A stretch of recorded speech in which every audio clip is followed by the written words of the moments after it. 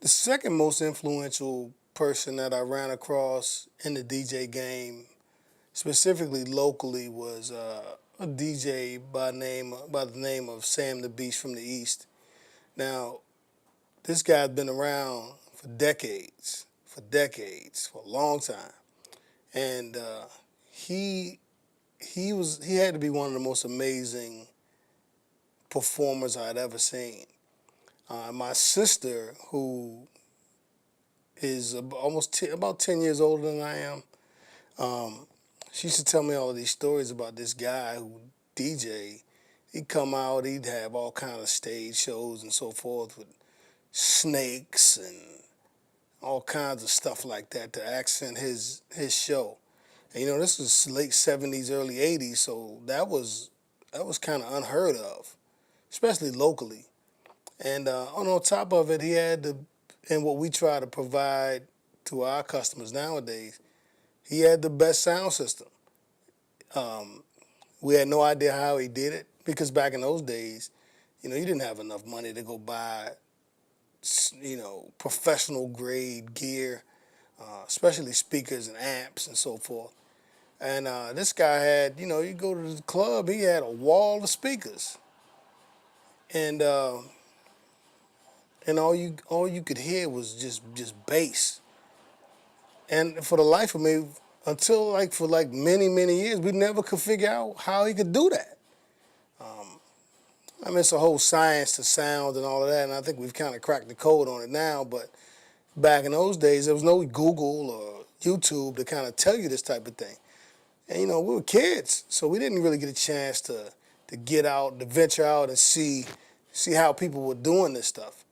Um, and on top of it, he even had, from what my recollection is, he had like an SP-12, which is a predecessor to the SP-1200 drum machine, and he's got this thing rocking in the club live, and he was basically playing live beats in the club.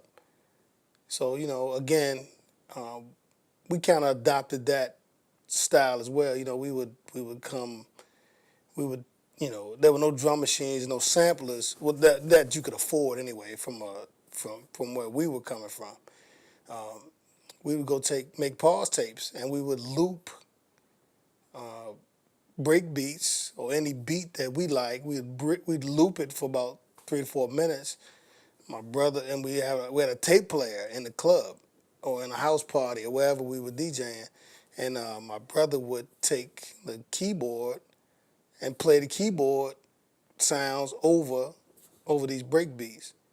We didn't really have any MCs at the time. It was just I was the DJ and my brother was the musician, and we would do it like that. And I guess people never seeing that kind of stuff live live and in person. It was kind of shocking for people. And mind you, I was like 14, and my brother was like 11 or 12 years old. So I guess in hindsight, you look at it, and you're like, man, these kids are pretty talented. So that's what we've been trying to do and trying to recreate over generations. The same flavor that begat early hip hop, we try to adopt the same style, and I think we've done a pretty good job at it. So as recently as about 5 years ago, my brother would still take the MPC to the club, and he would put the samples he would sequence the samples up and all that, but he would play the samples, the breaks that we would come up with. He'd play them in the club. People wouldn't even know that he would be doing this stuff live, but all they know is they never heard any of this stuff before.